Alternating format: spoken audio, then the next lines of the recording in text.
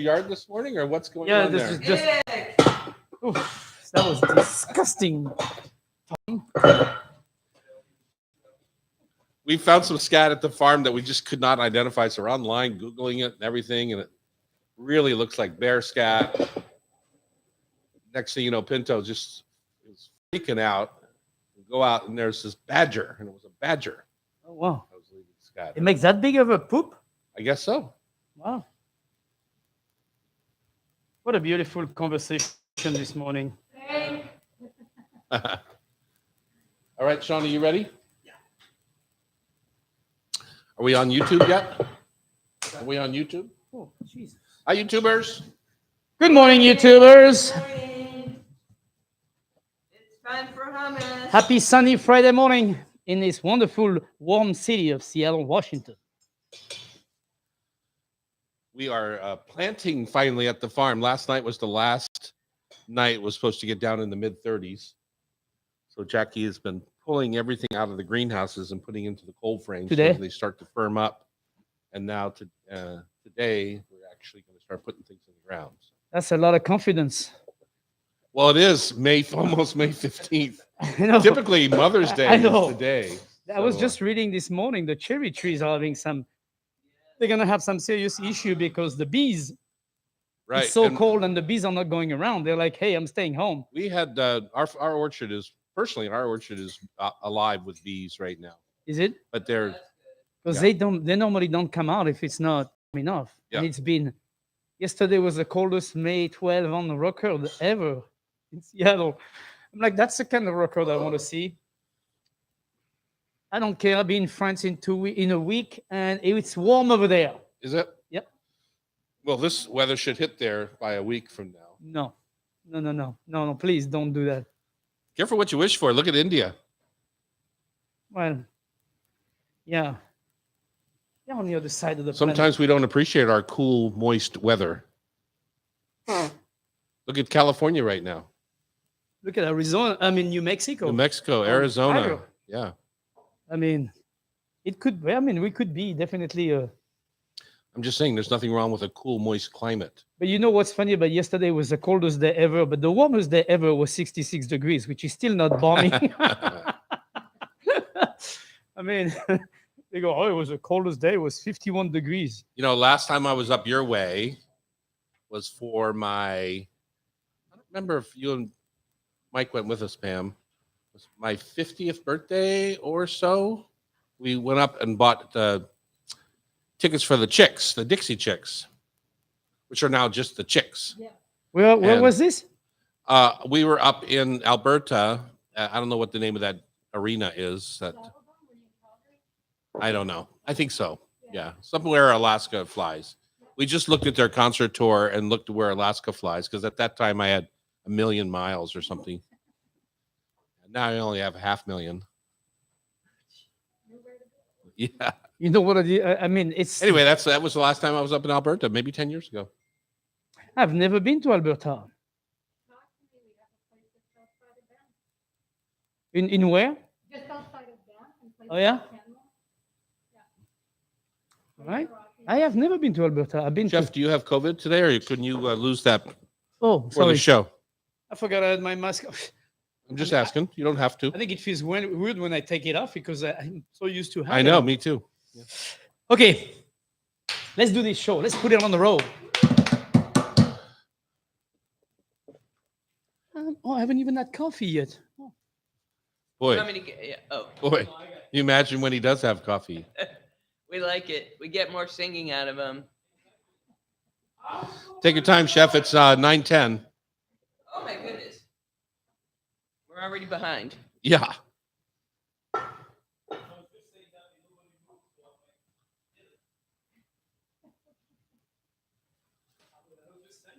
We'll just say. All right, let's go.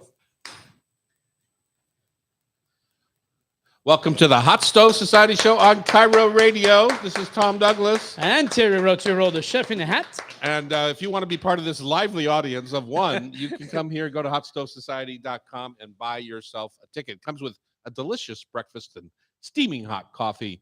Thanks for tuning in. As a reminder, you can participate in taping these Friday mornings. Usually it's 9 to 11. So if you have that free on your schedule, I know you do, Chef. I do, and it's always every Friday. I'm free from 9 to 11 for some reason. Our studio is located in the Hot Stove Society kitchens here at the Hotel Andra, downtown Seattle, 4th and Virginia.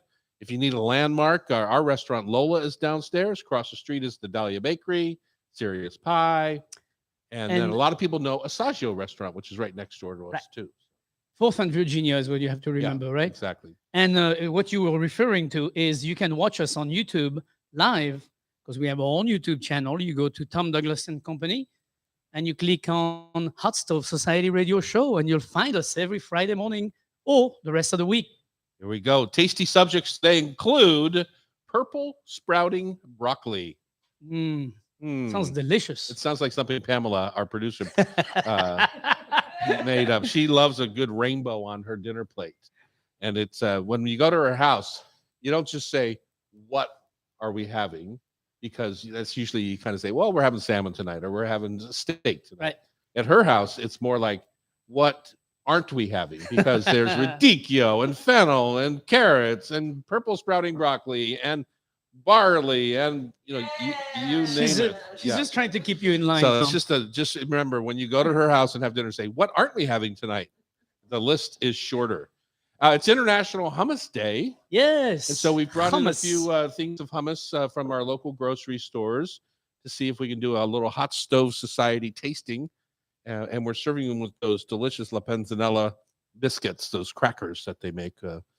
That has become quite the business. You see them all over the country. I love them. They're actually really, really good. Co-founder of Spinnaker Chocolate is going to be here. Kelly Van Arsdale is with us for 2 segments to talk about their chocolate making process and guide us through the tasting. And Pamela, you and I both are invested in Theo Chocolate, and you were part of the company and developing the tours that are out there and learning about chocolate, where the it whole comes from, curriculum, how it's made. So I'm going to leave those segments to you to ask the pertinent questions. I'm going to grill them. That would be a good crossword word. I already have much respect for them because they're still focusing on origin. And that's something that Theo no longer does that I'm a little sad about. So there'll be a good conversation and there. Why do you think Theo dropped that? Commercial viability. Yeah. Access. It was hard for them. Yeah. To get it. Yeah. We never made a penny on our investment. No. We're going to. Oh, did you pull it? Never mind. On the next segment. Okay. The zesty kick of tamarind's going to be here. Don't forget. Go ahead. Do we have the phone number? We're going to steam some food today. I don't think people steam very much at home unless you're maybe of a culture like you think of. I always think of steaming in a Chinese way because of the bamboo steamers, and, and I love that type of cooking, but I don't think a lot of people do it. I did it last night purposely to have something to talk about. Very good. Fresh in my head. It's not very French, is it? Although steaming. Oh no, it is. We do a lot of steaming in French. Yeah, we do. Okay. We do a lot of steaming, braising, and poaching. Okay, yeah, because French, they don't love a ton of spice. Steaming seems. But steaming doesn't. Yeah, we'll talk about that. And we're going to finish up today with Rub with Love, Food for Thought, Tasty Trivia. It's a challenge worth joining in on. And I know Pamela has already roped in one of our audience members. So we'll see how that goes. My taste of the week, I like to kind of bring in what I do for evening. There's a television show on King TV that it's called Evening. It's been on for 20 plus years, I want to say. And I do a couple of spots a month. We tape them right here at the Hot Stove. And it's always interesting because I just go wander the grocery store to decide what I'm going to make. There's no criteria other than I try to be seasonal. But I felt like the other day it was sunny and warm, and I felt like a big spring salad. So I made a Greek salad, but I used a little bit of my learnings from going to Vietnamese restaurants where, just really you can't put enough whole fine herb leaves in it, right? And so Greek salad, I think Thai basil and I think of a little bit of mint and maybe some Greek oregano, but generally that's about it. But in my Greek salad with beautiful cucumber and cherry tomatoes and tons of mint, tons of copper fennel. Even putting fennel in the salad is kind of a fun little addition, especially right now. That's beautiful right now. And radishes, no? No. I don't want to get crazy. But anyway, it was such a beautiful salad, and it spurred on like, what do you serve with Greek salad? Because a lot of times you think of salad being like not necessarily the main part of the dish. And I did it with a little bit of spice rub salmon, our new pizza spice, some gorgeous Bristol-based sockeye, or Jackie had made some charred tiropitas or the little charred phyllo pies in our freezer. So I baked off a couple of those. So you make the big salad and just garnish it with something. It doesn't need a whole lot because it's got feta cheese as part of the salad, and sheep's milk feta, by the way. Don't buy that cow's milk feta. No.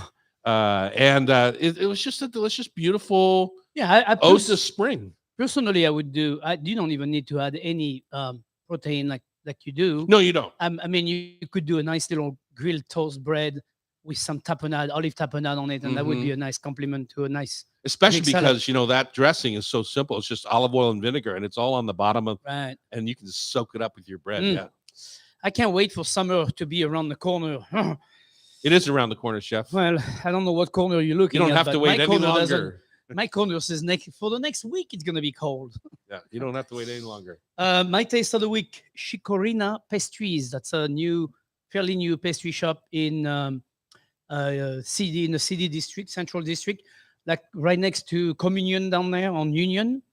And the owner, Hannah Johannes, this young lady, entrepreneur who decided to open her own pastry shop. It's a very, very delicious pastries. I had a beautiful lemon poppy seed muffin that was exactly how I would wish it was. I would have had a little lemon confit on top just because, as you know, we always can't help yourself. I just can't help myself. I just want more lemon. Right. And she had a fantastic berry pie. I mean, it was perfect. Not too much sugar, not wet. It was just flawless, and I was very impressed by that. So a little homey kind of. She's the only one in there, and she does all the work, and it's impressive because it's a lot of work to hold a pastry shop. It really is. And by herself. I saw her by herself in that shop, and it's like a house. The shop is not a shop; it's a house. So you walk up to the house, and she has a window, and you place your order, and she brings it up to you, but it's all made on the premises, and I'm like, girl, I'm glad you're young. And, I remember those days, but I think. Remember those days going in at 9 o'clock in the morning or even earlier at Rover's, and you didn't even open until 6 o'clock at night. That's right.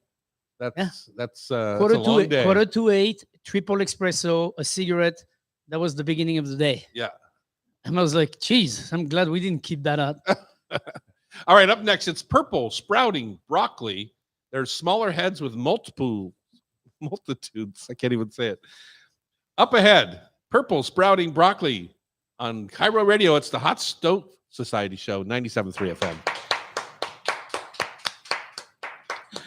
Sean Dettori, sorry about that. We need to applaud close to the mic. Amplify. Yes. Amy, you got to go, yeah! Here we go. We have a dedicated audience today, but it's only one. I don't know where our other 3 members are. I set that up for our guests. Oh, okay.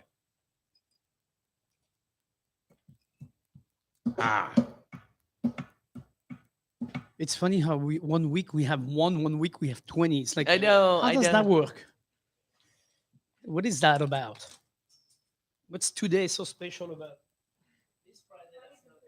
Yes. The other day we did the show not on a Friday. Remember, we have a ton of people. I was like, what are these people doing here? It's like a Wednesday or something. I'm like, it is just like the restaurant business. You never know what's going to happen when you open those doors. Don't know.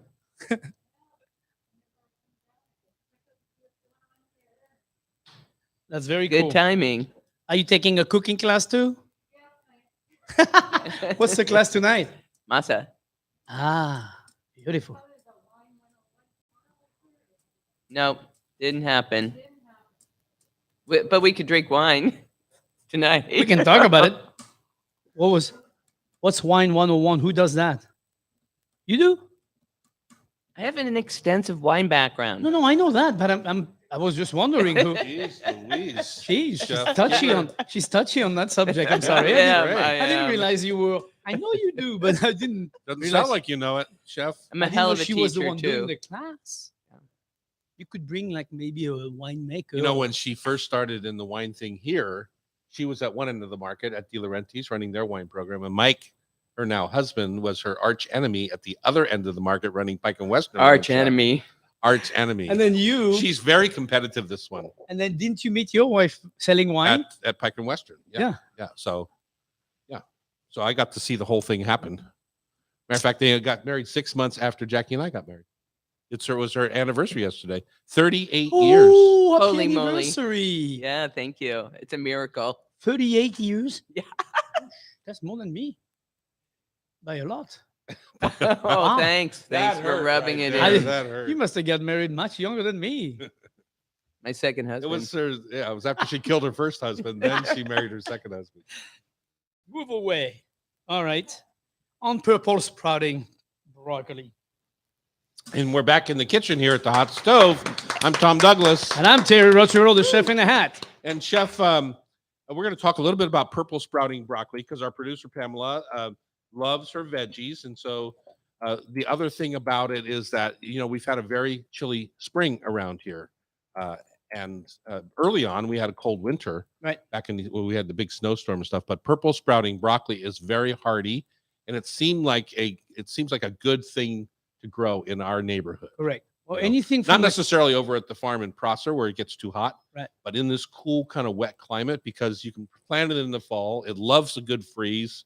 It's anything like cauliflower, anything from the cabbage family will do really well in Seattle. yeah. It's wet, it's damp, it's moist, it's cold or Right. not very hot. And this stuff takes 6 months to mature. Yeah. Into in France, the into region that's the sprouts. most famous for cauliflower, cabbage, and everything is Brittany, which is same weather as here. yeah. Lots of rain, lots of gray days, lots of, not too much heat.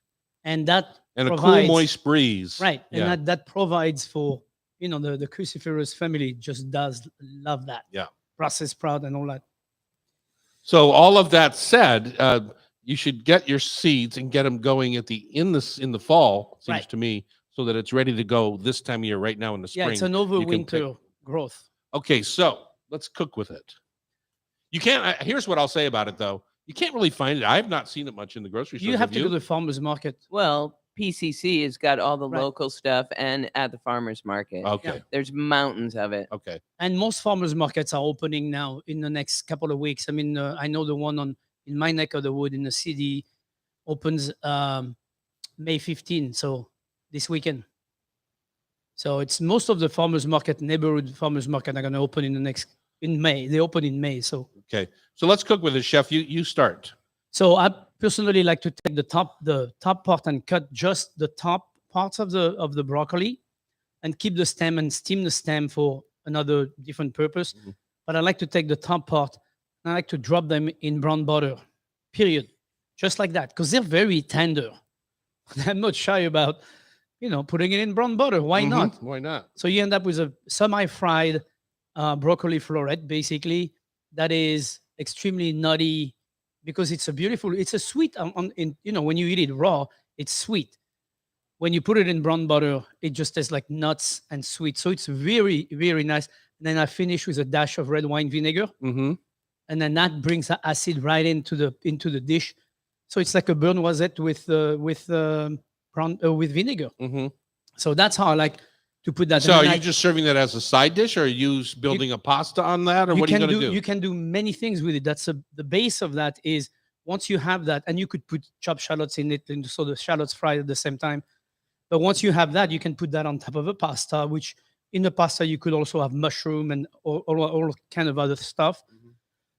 You could put it in a soup, like if you, for example, make a broccoli Don't you soup. think it's kind of wasted in a soup? Well, no, because if you make a broccoli soup, like if I was making a broccoli soup, I would sweat my onions, add my broccoli, vegetable stock or chicken stock, puree the whole thing down, and then I would serve the soup with that garnish in the middle of the soup. So now you have a sweet and sour kind of idea, nutty thing in the middle of your soup with a little bit of the brown butter Uh-huh. swimming in there, and then you put that in the middle of your soup, and that really dresses up your soup. Oh.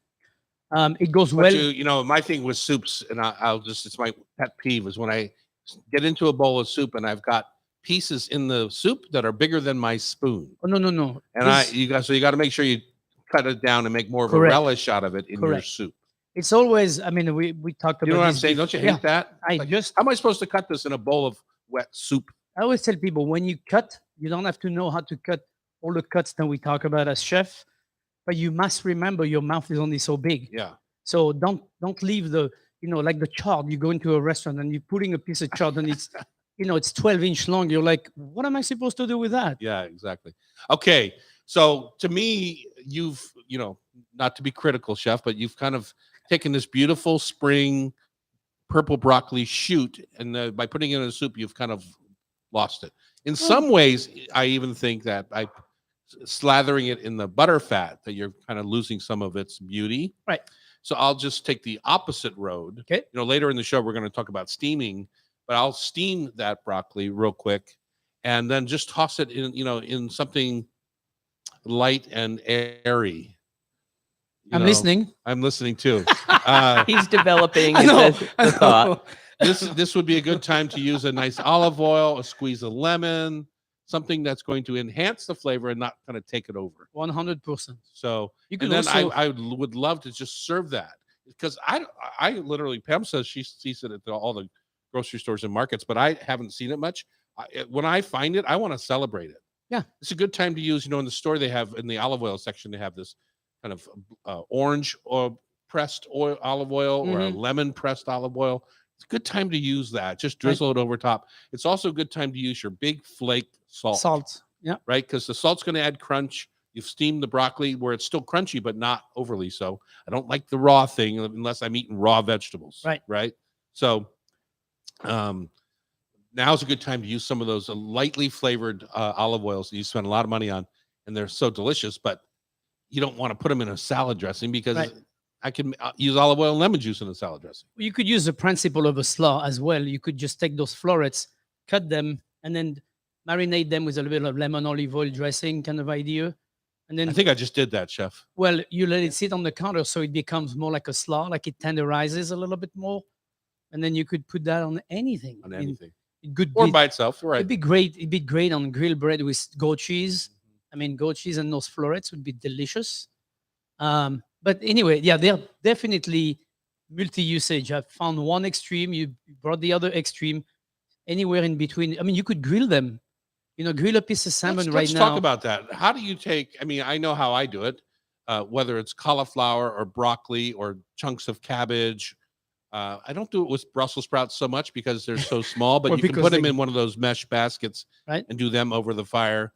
But in my mind, when you're grilling them over a charcoal fire, you kind of have to blanch them first. I like them, whether it's broccoli rabe so I like that little bit of blanch and then a hard sear rather than trying to start them on the charcoal grill from raw. Yeah. Because sometimes they're too dry. They dry out more quickly than I want them to. Yeah, those florets are pretty, I mean, they cook fast. Yeah. I don't think you necessarily need to do that. I mean, I understand exactly what you're saying and I agree with you. But I think in those floret pots, on those little tiny parts, you probably just most important part is to put a little bit of olive oil, salt, pepper before you put it on the grill, but don't put it on the flame. Mm-hmm. Make sure you move it away from the flame, and you'll have on a hot grill. It takes 3-4 minutes. That's all you need because it's already very tender. Right, and when you have vegetables like that, especially if they're cut up in smaller pieces, or you can do it with kale. Cabbage, all sorts of things.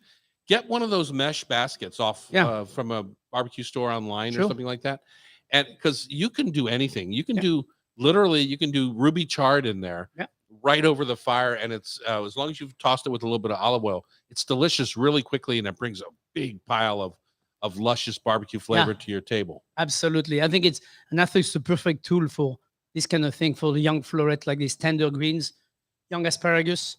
Right, I had a asparagus last night. I'll talk about this later. Super, super, super delicious. Was the asparagus good or just the way you cooked it, chef? No, the asparagus itself was tasty. I haven't had, that was my second taste of Eastern Washington asparagus. And I was like, oh, I love spring. Spring is, everything is tender in spring when it's so new and me too. Exciting. I'm tender. Yes. I'm not hardened by the sun yet.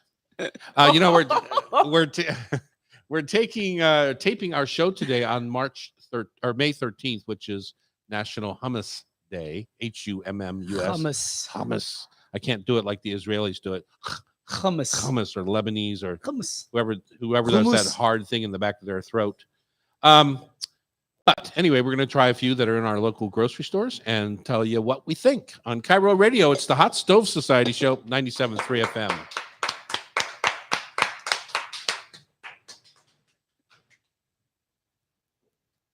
You're supposed to go, woo! Yeah, Amy, where's the woo-hoo?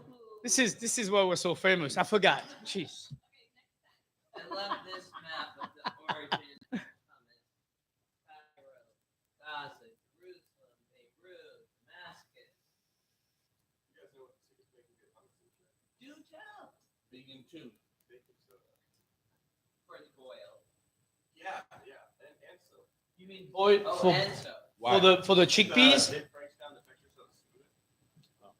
Otherwise, you kind of get chunky. I don't want it to. For the chickpeas, you mean? Yeah. Baking sodas and peas and beans usually means no farming. Maybe You- that's I think that was the added benefit. hummus. Hummus.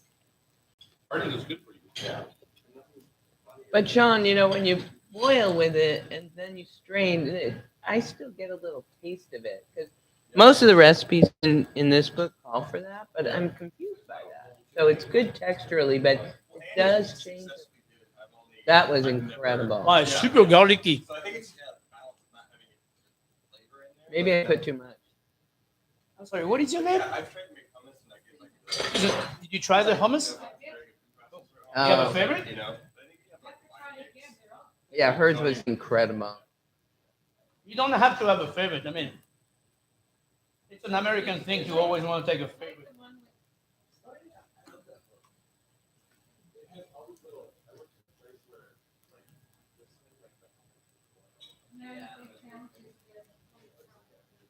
And the other one is super garlicky, the Turkish Delight. Yeah. And chunky. Yeah. Oh, that's great.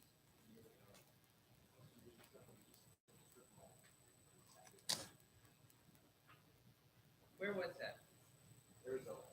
Oh, that's right. I must say, I've tried quite a few hummus in my life. That Mamnoon one, man, it's beautiful. I don't know which one it is. The one with the paprika on it. It's super delicious. It's got the right amount of lemon. Good lemon, yeah. I mean, it's just really, really good.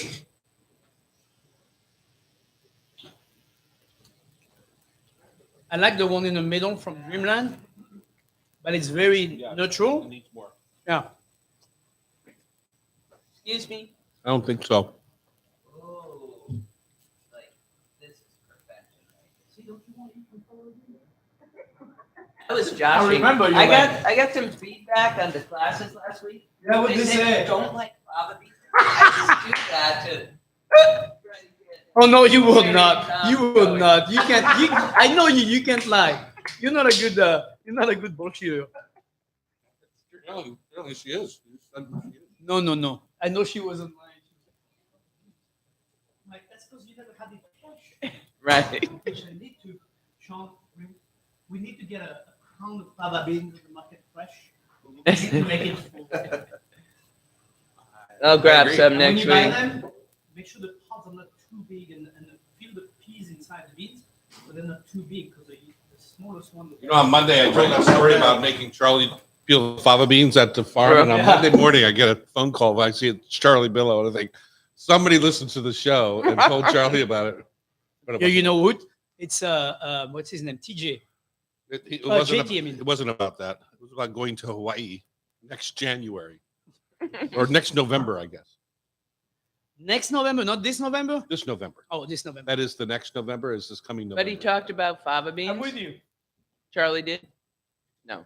You're I exaggerating. talked about fava beans on the show. No, I remember. Yeah, but no, I thought it was going to be about that, but Oh, it you wasn't. thought it Yeah. was. What did you get there, Pamela? A little pastry? Yeah, it's some kind of wonderful cherry strudel. Oh. Sharing? From where? The incredible Dahlia Bakery. How's your sandwich, Susan?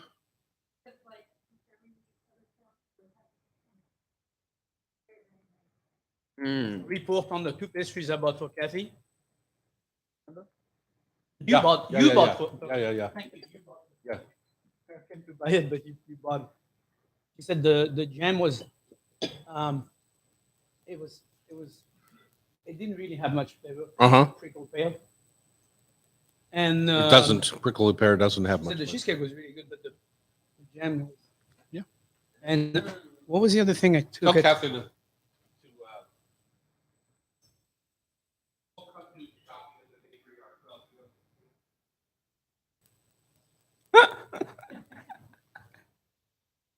Exactly. It was Mother's Day. I'd rather hang out with Kathy and have a little tea and try, Yeah, no kidding. taste through the pastries.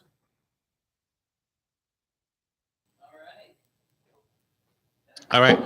Get that Hummus. hummus. Hummus. I cannot do that H. Hummus. What is that? No, it's like it's back here. Hummus. Yeah, it's like It's the R in French. Is that the same Hummus. is that the same as the R in French? Yeah, That's the hummus. same spot. Yeah, it's exactly the same spot. I didn't realize that. Hummus. Just makes me want to. Hummus.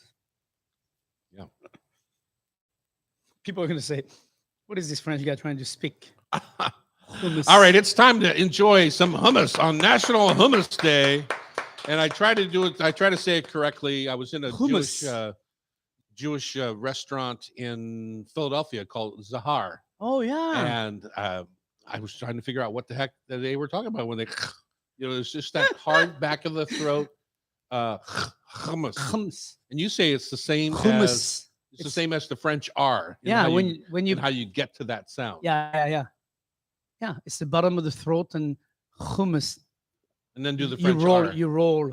Ro, tu roll. Oh, I see. All right, there you go. I'm Tom. I'm Thierry. He's got a hat on. I don't. It's time for National Hummus Day. And Pamela, why don't you share a little thought about the books that you brought from for us? There's two. One is literally called Hummus, and it's the Hummus Trail. You know how we often say, like in Scotland, we say it's the Gulf Trail, the Gold Coast Gulf Trail or something. But this is actually a hummus trail. And where does it start and where does it end? My goodness. Such an important part of the world. The hummus route is considered to be from Cairo up to Beirut, going through Gaza, Jerusalem, Tel Aviv, and it includes a little bit to the east, Damascus. And the role that hummus plays in those cultures is so critical to bringing people together. So the book I know it's been so successful. There's no war at all in that area of the world. No conflict. But the book is as much about the people and the variety of hummus preparation as it is about the chickpea itself. But I have a dual love for hummus because of what it is as a food and because it is also a very proud product of Washington State because we produce some of the world's finest chickpeas over in Eastern Washington, the York and Pedro Lozano varieties, which you can now find vintage dated and varietally designated in the bulk areas of Town and Country Market and PCC. And it makes a big difference to have fresher dried chickpeas to make your hummus. Does it? I'm surprised that it does. I would almost think the opposite. It might be fun to have like a 5-year-old bean. It doesn't develop any interesting flavors. No, it does not. It just gets old. Although, like the rest of us. Yeah. But as I put in my notes last week when Yotam Ottolenghi was here, the audience was aghast because he's one of the kings of hummus, and he said that he loves using jarred, like the Italian chichi version of garbanzos, and said that it was okay to use those as a source for your making your hummus. And here I am slaving over, soaking and boiling and drying our Washington beans. But there are many paths to beautiful hummus. I've made hummus from the can as well, and it came out really, really delicious. And there is no shame in that. I have no shame in that. Yeah, I don't know if I do or not because I just don't make it very much. So I can't really say. I'm probably after the show today, I'm probably not going to make it very much either because my friend Pamela makes it all the time. It's like 100% on the menu. And so I don't have to. Sean, our producer, our technical producer, was saying before in the break that there's a way to cook the chickpeas that softens them so that when you go to puree them, they come out smoother. And I think this might be a issue. I don't have a very good food processor, or maybe I don't have like a Vitamix. But if you do, I don't know if it's entirely necessary. But I've always heard, and I'm kind of in the same boat as you guys, where there's tons of great hummus products out there, and sometimes to make your own is a little bit, of a hassle. But Annie made hummus a while back. Did the thing where I think she did a teaspoon of baking soda to, I forget what, maybe a cup or a quart of beans. Yeah. And the texture was just amazing. It was like this smooth. It wasn't sort of like, when things get a little gummy if they're overworked, or pasty, but this was just kind of smooth and light. And it just reminded me of this place I worked back in Arizona where they had sort of a family recipe. And I think it was the same thing where they did and I just hadn't had hummus quite that texture. And it was really, worth it to go that extra, Right. But I think the key is not to make it taste like baking soda. So you got to find a good ratio, and because that can come off on your palate. You don't really know what it is. Totally. But it can come off chalky on your Especially if it's not cooked. Yeah. That's the part. I mean, if I was putting baking soda, if I was taking a can of chickpeas and I was this is when they're dried. This is not for a can. Oh, dry. But you still dry and then soak. But I don't know. I'm not sure about the canned. you have to cook it no matter what. The baking soda you have to cook it because raw baking soda is definitely not that good. Yeah, but I don't know if you would need to add baking soda to the canned. Right. Okay. I never did. So we have the Zahar book in front of us. We also have Pamela's book, Hummus. Is that Hummus? Is that the entire name of the book? Hummus. On the Hummus Route, a journey between cities, people, and dreams. Yeah. And now you've made a lot of different hummuses out of there. Is that the right? Absolutely. Can you pluralize hummus? Do you say hummuses? Hummuses. You just did. Humai. Yeah. Humai. I don't know. What is your favorite style? Because the ones that we have in front of us, we have the Lebanese one from Mamnoon. We have the Dreamland version, which I always associate with Sali from the old Sali Alago days. Me too. And that's a more Syrian. And then we have the Turkish Delight version, which is the shop down in the Pike Place Market, which is much more chunky. What is your favorite as you've worked through this book? I'm trying to I haven't achieved perfection. 2 weeks ago, Annie used the recipe from Zahav, and that was the best locally produced that I've had. And so I'm still trying. I'm still striving. But one thing Ottolenghi talked about that was new to me was using some ice water in the finish to get to that creamy loftiness, because I want that more than the chunky style. You do like that really smooth. Yes. Yeah, I think fluffy. that fresh blended hummus is absolutely quite essential. Once you put it in the fridge, it changes a little bit. But when you just finish to blend it, it's so beautiful. I need to do more work with my tahini. Now that I've had that Villa Gerada tahini, I'm going to switch to that because that is a spectacular product. Creamy, gorgeous. So creamy, gorgeous. Villa Gerada, Jerada.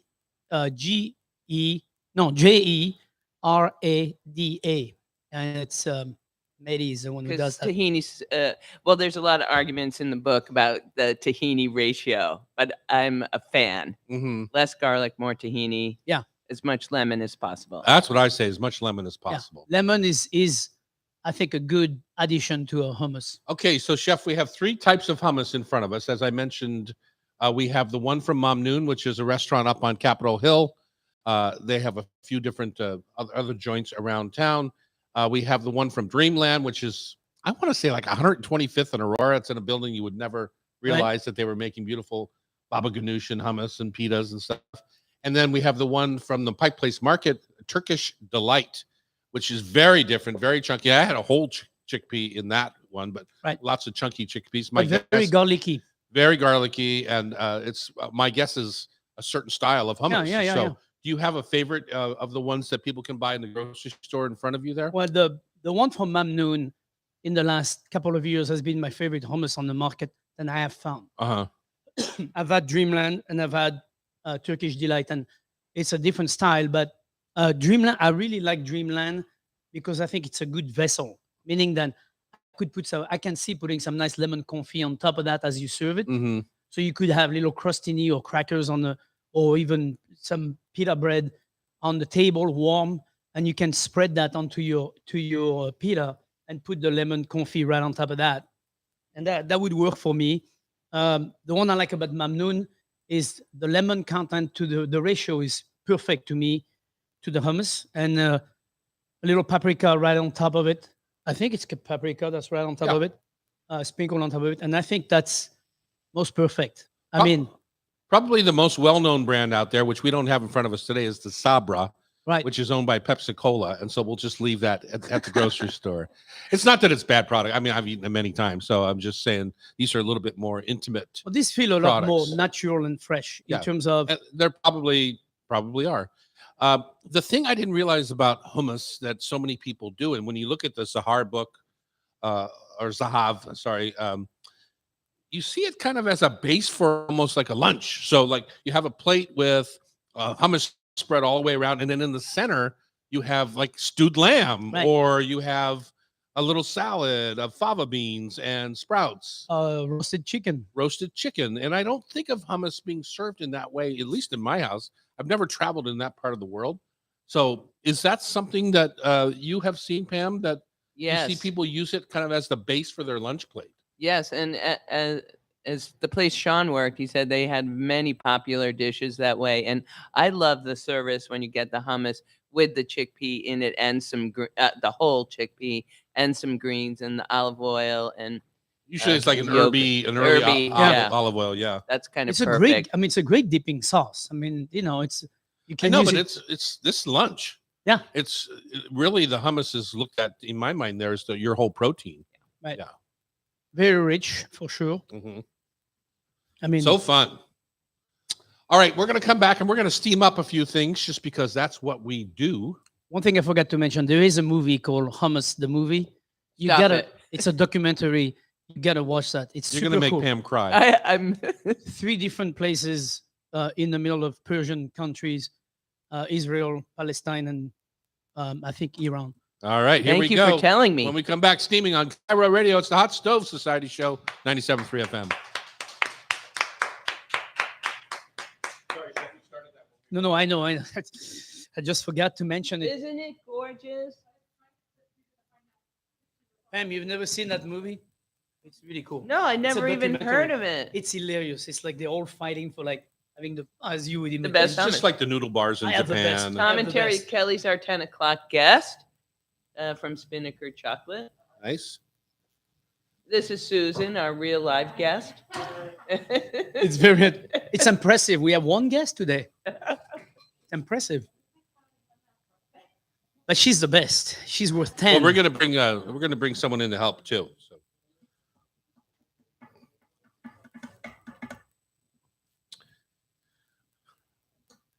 Hey, Chef, we're back here in the kitchen at the Hot Stove Society Show on Cairo Radio in the beautiful Hotel Andra, downtown Seattle.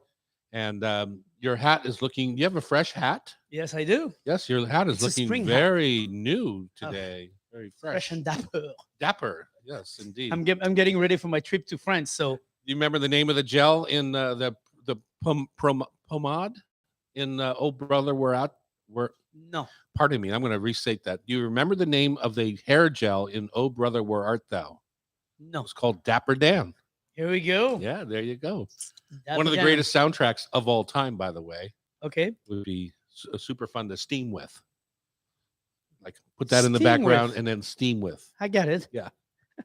Which brings us to our next segment. Yes, it does. You've seen them around. I don't think most American homes have them, unless you're American Asian of some sort. They're called bamboo steamers. They're literally made out of bamboo, and they come in layers. They have typically when you buy a stack at Wajimaya or at some grocery store, you get two layers of the steamer part and then one lid. And I always just look for a pan that they fit on top of. If you have a wok, your wok is graduated down to the bottom, so literally you can take a smaller one towards the bottom and a bigger one towards the top, and then you just adjust how much moisture you put in to steam over. It's actually a great tool to use the wok. It works really well. Yeah. And the steamer themselves, the bamboo steamers, unlike say a metal steamer, they actually add a little vanilla quality, like an oak barrel does when you're doing wine. They do have their own little essence about them when they get warm. Flavor. It's small. And it's, unless you're steaming something very bland, you probably wouldn't notice it. Right. But you can smell it when you're steaming, right? Because the moisture is getting into the wood and becoming a part of the energy of the steamer. So that's the kind of steamer we're going to use today. There's plenty more. There's double boilers that have steamer attachments. That's the one I have. That's the one, a metal, like a stainless steel version. Pot. And then you see lots in big restaurants, like in Chinese dim sum restaurants, where you see this same shape, but it's steel. Right. Or metal, stainless steel, and it has holes in, and they can stack them a dozen tall. Right. And so back to that subject. Last night, I purposely steamed in that pot, and I have and perforated pan on top and lid a piece of halibut and some asparagus. Perfectly, it came out beautiful. It was nice. One thing to notice, when you steam, there are different level of heat. Contrarily to, I don't know how that works, but turning it on full blast can be deteriorating your fish, especially like halibut. It's not necessarily better. So I put it on medium heat. For a gentle steam. And it works perfectly. Because your halibut on the outside is going to cook super fast. Correct. But you have to leave it in long enough to cook the inside. That is right? correct. So you want a gentle, softer steam. You don't want to hurt the outside of the meat. You don't want it to dry out. Actually, it can actually dry out, but it came out beautifully. But one thing that I was thinking about, it's actually more practical to have a rectangle steamer versus a round steamer, especially at home, only because those bamboo steamers are great, but it's very hard to get into it if you're doing too much stuff, or if you're steaming a piece of fish and some vegetable. That's not big enough. You need to have a bigger steamer. Well, they make them huge. No, of course. But I'm saying that depending on the size, most people don't have a big bamboo steamer on home. They have usually a medium size. And if you're doing 2 pieces of fish and asparagus for 2, and maybe even something else like broccoli flower, like we just talked about, broccoli floret, that's taking a lot of room in that steamer, and that's actually not practical to work with. And I was thinking those perforated pan that we have, half hotel pan, 4-inch deep, with perforated top, actually works better for the space. Huh. Well, I would never use that because I like the bamboo flavors. I agree. So there's a couple of things in my mind that you can do when you steam that will be of good benefit for yourself. Right. One is the steaming liquid, right? Correct. If you're putting it over water, you're going to get water. You're going to get nothing, right? So if you make a little aromatic steam, if you're in that water, you add a cup of white wine, you add some ginger stems, you add some garlic or some orange peel, things like that. Lemon will balm. Give you a aromatic steam, so that halibut that you're cooking is infused with some of those lovely aromatics, like 1 pot of star anise, a cinnamon stick, or little things that, depending on where you're going at the end of your meal, would be a nice addition to your steam bath. The other thing that I like to do is, I have a big bamboo steamer, right, you're talking about, but even so, if you're just steaming to pull out and then you're going to sauce it later with something else, then just put a little piece of parchment underneath your piece of fish, and that makes it come out and doesn't stick to the bamboo. Right. You can spray it with vegetable oil spray, a few things to make it a little easier to work with. But I like, because you can layer, you can do a lot of things, right? So if I have a 10-inch bamboo steamer or a 12-inch, I'll put a 10-inch plate in, as long as there's room for steam to get up around the outside. I'll put my piece of fish or whatever it is that I'm putting the steam on, And then I'll season it there. I'll put the butter on the fish. The plate has to be kind of a well-shaped plate. Sure. Butter, a little soy sauce, some slivers of green onion or garlic, grated ginger, whatever that is. And now when I steam the fish, the juices from the fish and all the things that I put on top are making its own sauce. Right. So all you have to do is, put your rice in the rice cooker and it's ready to go. You've got your steamed fish and the sauce in the bottom. And on the layer below, because you have a couple of different layers on your steamer, you put your asparagus or you put in whatever it is that you want, baby bok choy. Right. And now you've got this beautiful dinner that's been cooked almost all, except for the rice cooker, in your bamboo steamer. Right. So, and I agree. Then I think to me, whether you're cooking in bamboo or metal, I mean, yes, there's maybe an argument there, but I think the more important part is part is, of your soul. That's part of exactly. the argument. It's like coal versus gas. Yeah. It's the same thing. But I think the more important part is to flavor your broth or your water underneath, your whatever you're going to cook with. And there's many ways to flavor, depends on what you're looking for. There's also not just fish to steam. There's obviously all the vegetables. But you could do meat. You could do a duck. I mean, you could do duck breast steam. If you've never done that, it's worth trying. Mm-hmm. You do it at medium heat, obviously, not high heat. But the bottom part, I would put acids like vinegar or wine into the broth, and I would put a stock. So now you have a sauce, kind of like a sauce idea that's forming and steaming your duck at the same time. And I would glaze the duck with maybe sweet and sour, like honey and spice or whatever, and let that drip gently onto the duck and fall into the plate and you have underneath. But the duck, when you steam a duck breast, personally, I take the fat out. I don't have any fat on the duck breast. You take that fat and you keep it on the side. I'm sorry for you, chef. And you render it into a pot on the side so you can have that fat, inject your veins with that, and then and then Tom is shaking his head. I know. For the he thought I was going to throw it away, which is like shame on you. No, I don't even think you're going to throw it away. But there's like if you go to have steamed cold chicken or steamed chicken at a Chinese restaurant or duck, it's always skin on. Yeah. Of course. It's going to render. It's really delicious. Yeah. No, but in this case, I'm talking like Muscovy, which has a very thick skin. I could try to keep it on, and not interested in doing that. I want to score that outside and render it in the pot. But the most important part is to steam that duck breast very gently. Then you serve that with things like potato gratin, or you could take fresh spring potato, small red bliss potato, and then cook them in that duck fat. Then you've rendered the skin with. Delicious. The other thing you can do is like on your halibut, put a little spice rub on there. Oh yeah. I use togarashi. I have my own in my spice line, but I also buy togarashi. It's got some seaweed, some sesame, some orange peel, a little ginger. Just put that on before, and it steams into the fish when you're doing something of that nature. All right, you're listening to the Hot Stove Society show on Cairo. We've got another full hour. We're going to talk chocolate and tamarind and have some tasty trivia right here. It's the Hot Stove on Cairo 97.3 FM. Stay with us. Woo! Yeah, nice.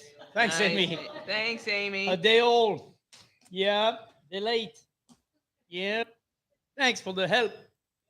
Does it look like all the fun you thought it was going to be, his mic up Kelly? over Woohoo! Isn't it great? We can do a cooking with chocolate class here when you're ready. We had 36 people last night that Sean and I taught at. That's a full house in this room. Yeah. Yeah.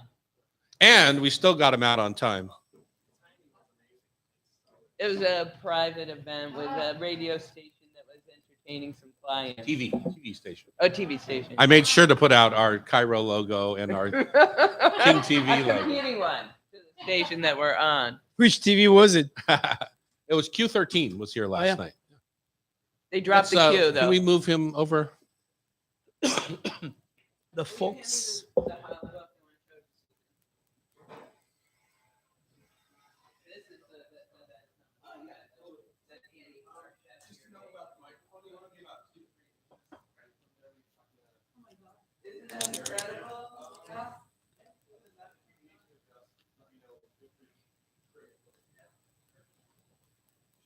Yeah, let's go.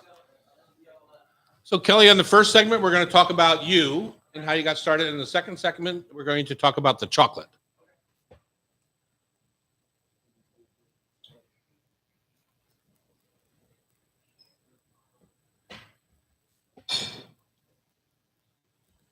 Nice. I should have told Michi to come. We haven't seen her in forever. Oh, yeah? How's she doing? Yes. Yeah, she's full of energy and ideas. And, yeah, you're lucky. Good morning, young man. Good morning. I'm Terry. Kelly. Tom. And are you comfortable being on camera for YouTube Live? Because I'm if right you're there. not, Oh, right a bit there. late. Just kidding.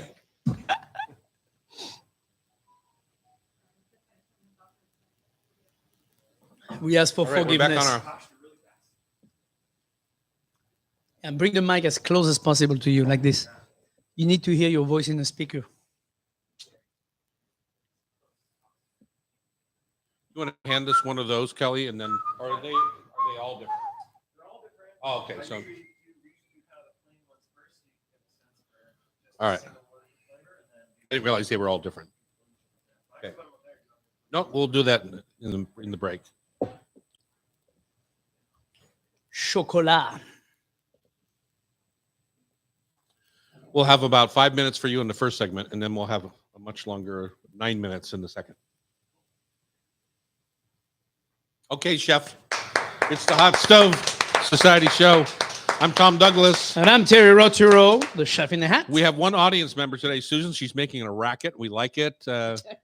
And she's going to stick around for tasty trivia at the end of this hour. So she and Chef Annie Elmore, who we like to now call Edna Modes with her new haircut.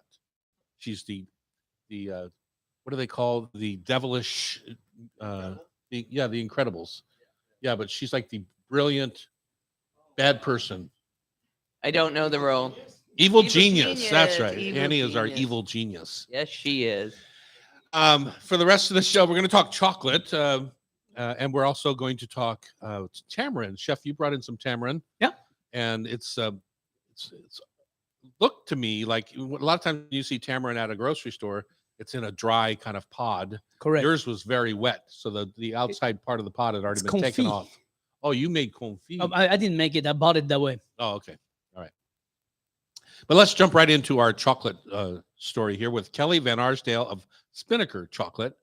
He's going to tell us about the defining characteristics of your process and your cacao sourcing. And Pam, just as a disclaimer, you and I early on invested in Theo Chocolate. You worked there for, I don't know how many years. 5 years. I was an investor and happy to say never got a penny back. I did. I'm still an investor. I am So too. there. I am still an investor. Oh, good. I'm Yeah. glad you kept some money in. Yeah. But anyway, you enjoyed your time there and you learned a lot about chocolate. So it must Sure be did. exciting to see Kelly come in. I know. And He's got I'm- a chance to do it in a less harrowing way than what happened to us at Theo. I don't know. Yeah. So Kelly, let's talk about that. You know, what your dreams were to kind of start this business, where you started, where you got your background. And then in the next segment, we'll do some tasting. Sure. Yeah, absolutely. So we actually never really intended to start a business. It actually started as a hobby. It was my brother's hobby. And he started at home, started in a kitchen, and then he needed to build some equipment. And I'm pretty good with my hands. So he kind of enlisted me to help out with that. And then one thing led to another, and we kind of turned into an obsession. We filled our whole garage with equipment. And I guess during the pandemic, kind of realized, okay, maybe we should make this a real business. Maybe And there's a business there. Yeah. yeah, exactly. We were sharing chocolate with friends and family, and of course, friends and family always say nice things, but we pretty much had a universal reception. Like, you guys should probably be selling this. Right. So yeah, so that's how we And finally how did moved. he get the passion for it? I mean, do you like Snickers bars when he grew up, or what the heck? No, That's a he's big commitment. No, he he's a likes French purist. chocolate. Yeah, he's a purist when it comes to chocolate. He really likes his deep dark chocolate. I think part of it was because we were living in San Francisco, and so Dandelion, when they started up in San Francisco, we got to watch them kind of grow firsthand. They actually went to Google, and he's a Google employee, so I think he got to meet them there and see how they were making chocolate at home. And then, of course, Scharfenberger also started in the Bay Area, so that was kind of a big inspiration for him also. And I think he just kind of got excited about it. I know for me, the reason we got excited about, I guess, cacao in general is just because it's such an interesting and cool crop, and it's fascinating how it's grown and fermented and things like that. So interesting. Yeah. Pam, you and I go to Hawaii every year, and you drug us up the hillsides there in Kona, up the hillside of Mauna Loa, to look at some of the cacao plantations up there. How did you get your passion for it? I was intrigued by turning an agricultural product into something that brings so much joy to people. But I didn't know what I was getting into because I also started getting into the deepest, darkest way to consume cacao, and now can't eat candy because I want the chocolate characteristic, the bean characteristic. And I was never skinnier in my whole life than when I worked at a chocolate factory because I was living on nibs. And so I was high from the theobromine, running around at the top of my life. But I was telling Tom and Terry earlier, when we started Theo, we were concentrating on origins, but now it has turned more into a candy company. So that's why I'm so excited to hear about you because you're still focusing on origin. yeah, absolutely. Yeah, we do focus on origin. We pretty much only make single origin. We've experimented with some dual origin stuff, but pretty much everything we have right now is all single origin, which is super fun because the characteristics are totally different from one origin to the next. So have you moved out of the garage, or are you still in the garage? Yes. No, we moved out of the garage. Yeah. Okay. I'm just checking. Yeah, we moved. So we had everything in a garage in San Francisco. We moved up here during the pandemic, and when we moved up here, we found a space. So I live over in Wedgwood, and we have a space in Ravenna, so pretty close to. Okay. If you know that like little stretch up behind you village where there's Mio Posto, and then we're right in that stretch. So we've got a little production area there. That's where we make everything, and then our little retail store there as well. And you get all your culinary concepts from the Wedgwood broiler, no doubt. Yes, that's right. Yeah. You know, I actually haven't been to the Wedgwood broiler. You yet. haven't? It's on my list. Oh but we my haven't gone. God. It's a classic. That one over there loves the Wedgwood broiler. Okay, well, we're gonna have to go. One of my really good friends keeps telling me I have to go. So Salad bar comes with dinner. Just saying. You know, It's more a bar than a salad. Chef, you remember when chocolate became like big in our restaurants? You know, it was a hot thing for a while. Every one of us had cocoa nibs in our salads and this and that. I think where are you that, on? I think cooking then with chocolate? in the same spectrum as Pam was saying, once you taste very deep, rich, bitter chocolate flavors, and you get so many distinctions of different flavors, it's really hard after that to take a piece of candy that's got chocolate on it and not recognize the plastic that's in it and all that stuff. It's very. Oh, come on! You guys are such purists. What about What about a Fran salted caramel? That's pretty darn good. Stop it for once, Tom. She uses I'm a not good saying, base, though. I'm not saying I cannot eat a candy. I'm just saying that you can help. I mean, you do distinguish the flavor, and it's very different of a flavor. And I personally rather eat that kind of chocolate, which is, it's got a bitter to it, less sugar, than a very sweet piece of candy. And a Hershey's Kiss? Yes, like a definitely. I could not.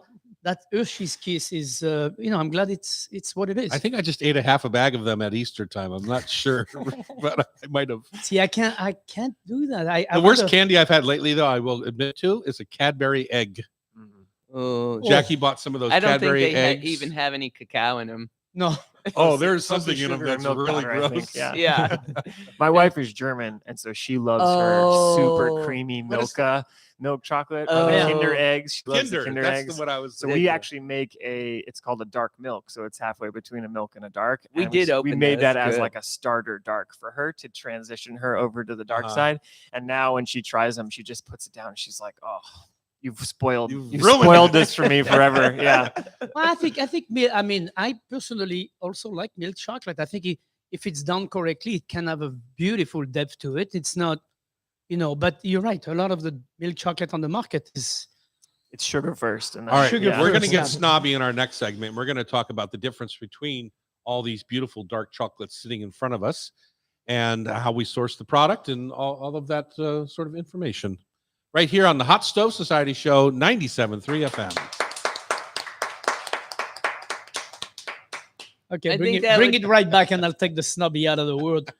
We're just educating ourselves from a product. I guys. know. I know, When Kelly. when You we should come back do to a that. primer on the labeling because we know what the cacao content designation means and milk dark, but maybe start there. Okay. Yeah. I think Totally that'd be helpful. Yeah. Absolutely.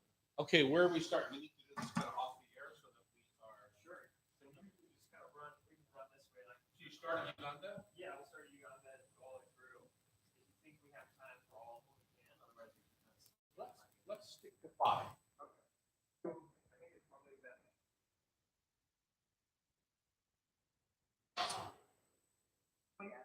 Yeah, you can just remove the big one. So we go. Yeah. To definitely Uganda, we need Madagascar. Then do our bourbon one. And then you guys will love that. Then we'll do probably Madagascar. So we had Madagascar. Yeah, so it's interesting to taste them side by side. They're very different once you add the salt. We don't have to remove the pieces. We can just. Oh, okay. because you need. Yeah, just so you can see which ones are actually. Okay.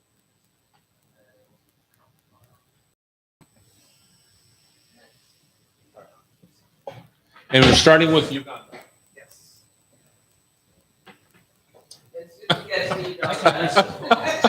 Damn it! This is a punishment. That for was- a kid. that was hilarious. Tom is like, he reaches Yeah, out. that'd be great. Tom reaches out and he picks it up, and I'm like, I can't reach out. Oh. And he's laughing. Like, That is hilarious. Well, just the fact you're like, it's like a little kid trying to get the chocolate and can get it. Oh, and they also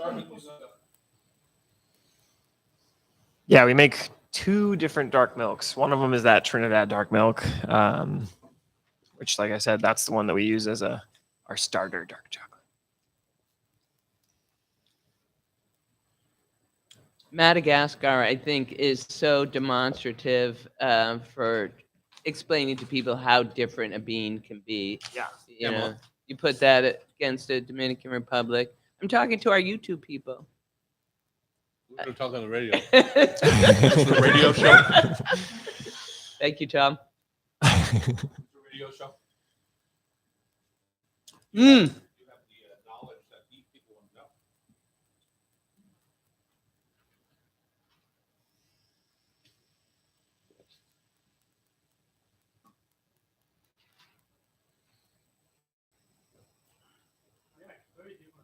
Fruity, right? It's like a bright cherry fruit flavor. Yeah, exactly. And it comes towards the end. It's like a burst of cherry right at the end. Yeah. It's very fun when we do a tour. So we do tours of our space and we go through all the chocolate at the end. Yeah, exactly. So that's the same one, but with the sea salt. And of course, the sea salt kind of changes the flavor. So it becomes almost a sweet cherry, a little bit less tart. Yeah. We've got some great palates analyzing the chocolate now. This is it's like watching a golf game. I'm on the edge of my seat.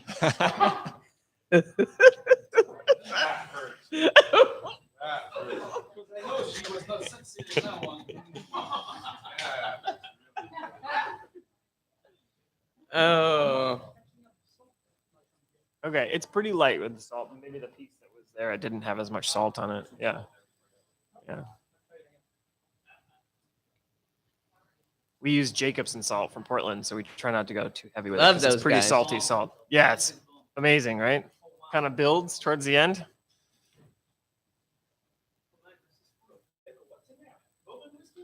Bourbon, yeah. It's really delicious. I don't know, you're getting close to a candy bar now. You know what? If they make any bar like this, I would have no problem. Yeah, exactly. Oh wow, I got the salt. Yeah. There was no salt in the other one. That's Okay. now I got the flake. Yeah. Big difference.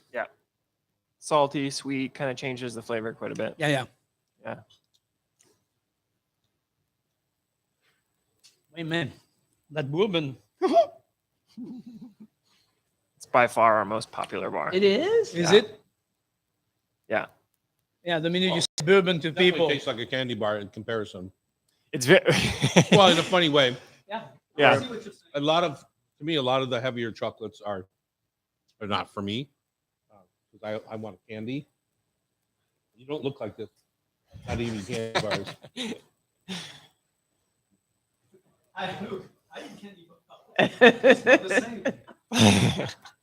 I do eat a Reese's cup now and then, so I do. With your Cheetos? On a weak I will always moment. have a soft place in my heart for a Snickers bar. That's for sure. Yeah. See?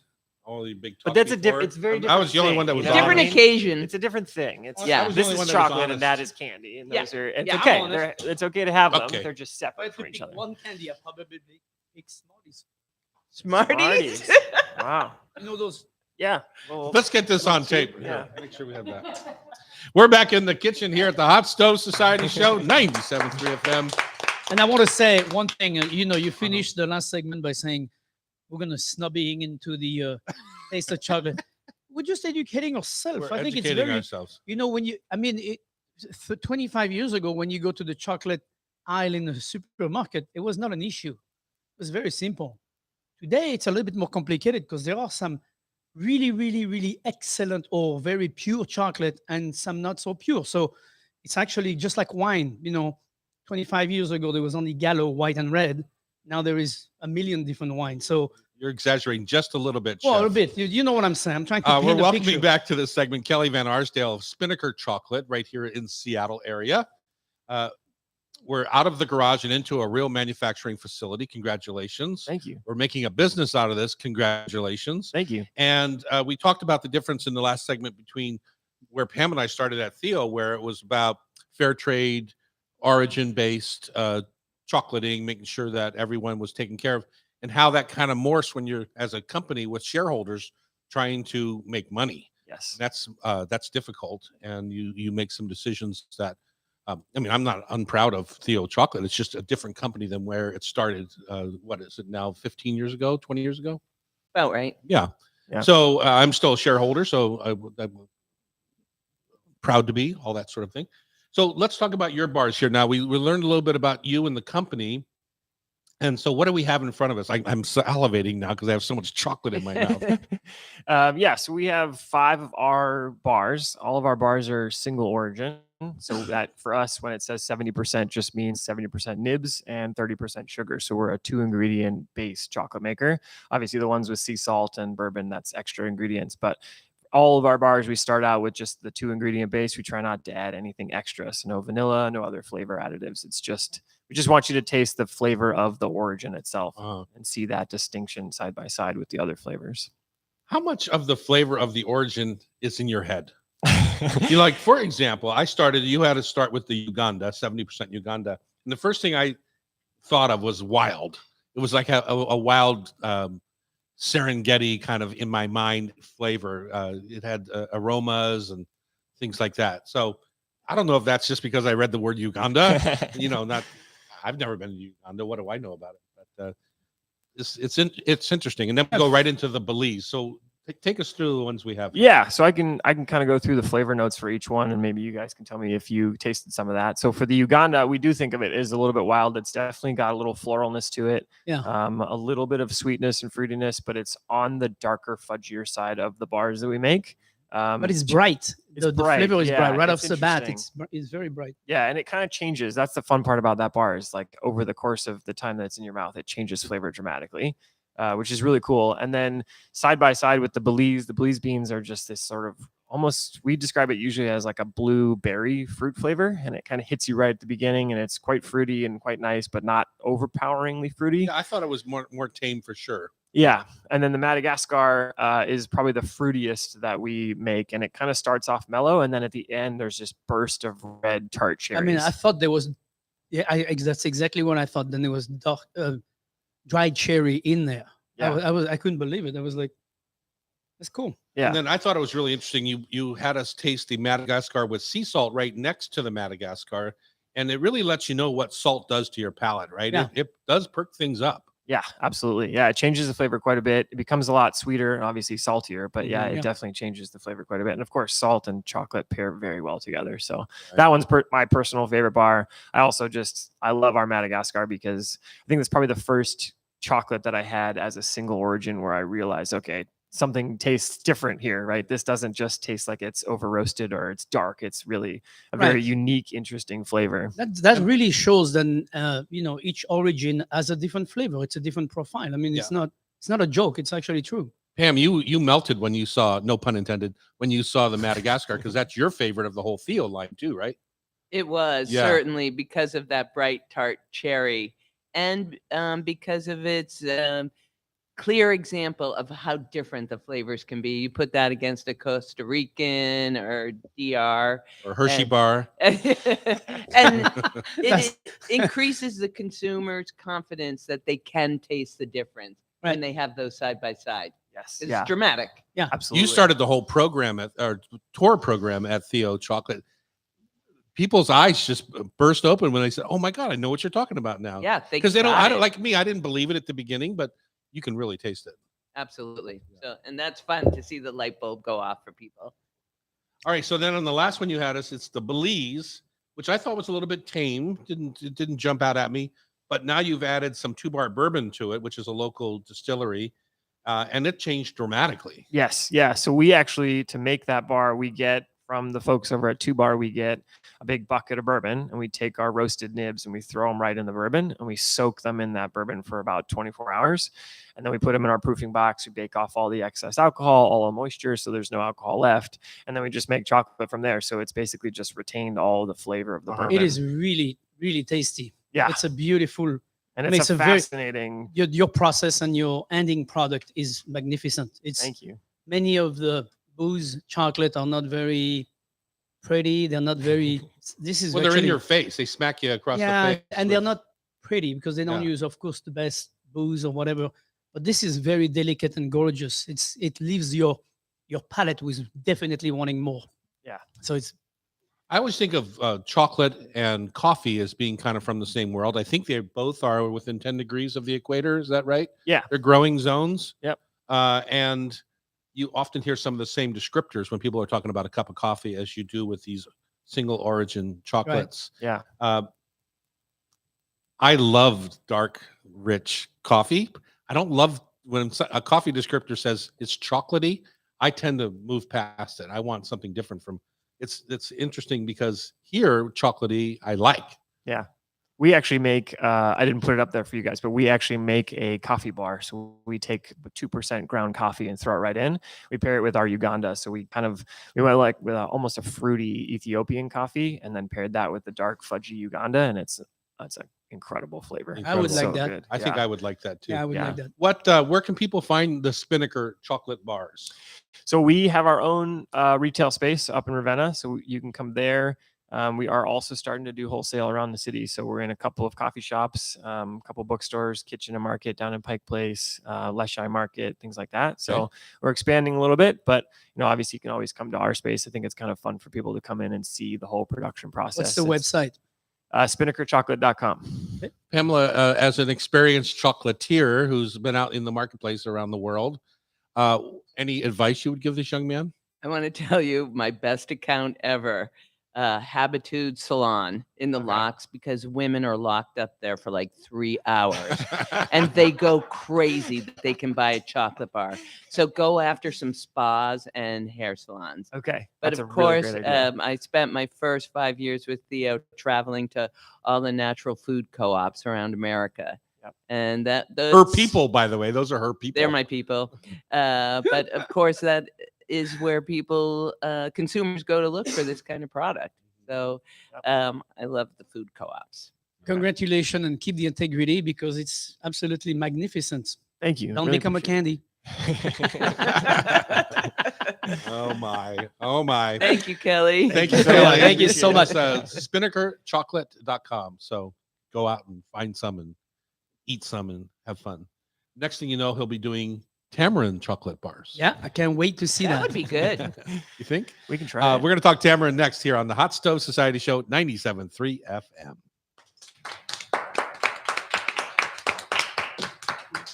Wow. We don't need a mute applause. She's over there going, Amy, make some noise. Thank you so. I like that. I like the way you go. I forgot to unmute the sound.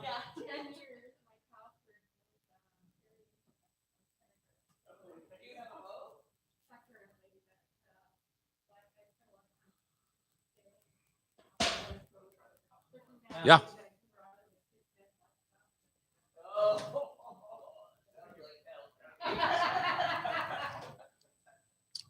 I want to try the dark milk too.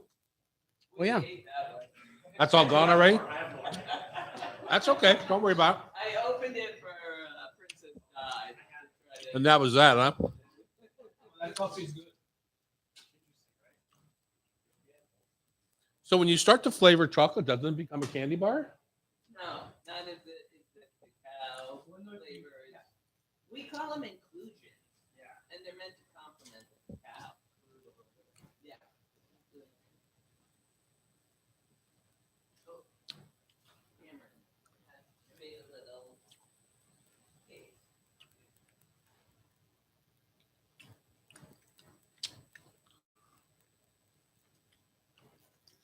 The coffee.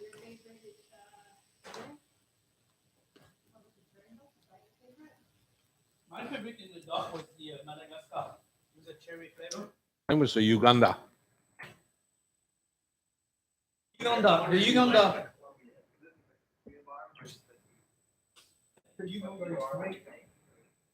What's your cost on the package? No, go. Your cost on a unit.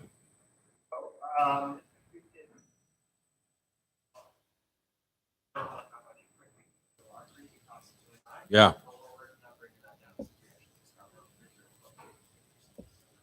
And you're in the market at what price? So the bars, the lowest we have is so like a plain bar like this would be 10. These bars are the burger bars are highest at 13. It's 10, 11, 12. And then we sell them wholesale for half price. Yeah. Did you call on dealer Empty Chef? I just emailed them again. I No, you got a march in there. okay. I think this one for restaurant will be perfect because it's good. You can add to it. Yeah. That's why you don't want something too strong. Like this is a little bit more personal thing. Yeah, I kind of stand on it.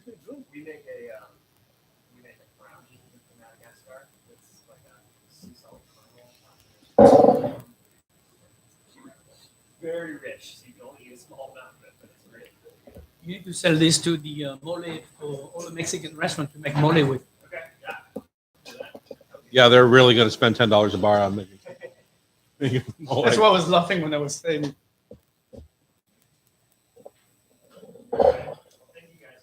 Thank you. Pleasure. Good fun. luck. Tell your brother to keep the passion going. Yes, we will. Sounds like Kelly infected it. Got infected with it too.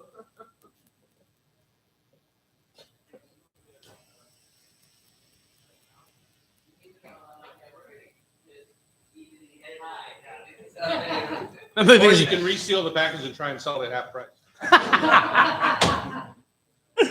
That would be. Oh, well, that's another subject. Here's your tamarind kit.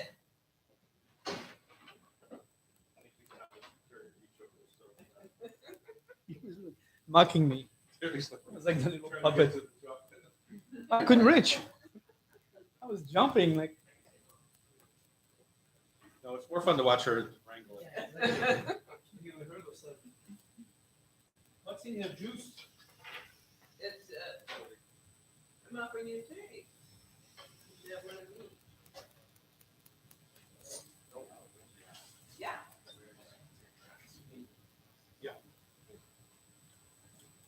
Mm.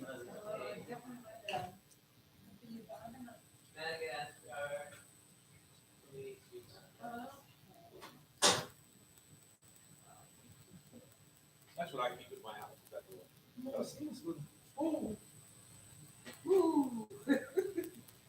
Very liquid. I was not expecting that.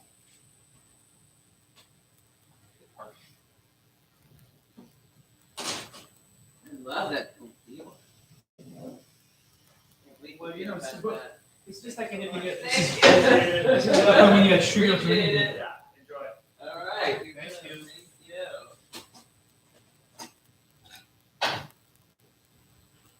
I think about this at not so at PCC, one of the two. In the Oh no, section- Trader Joe's. That's Trader Joe's product. That's TJ's product. So the Andy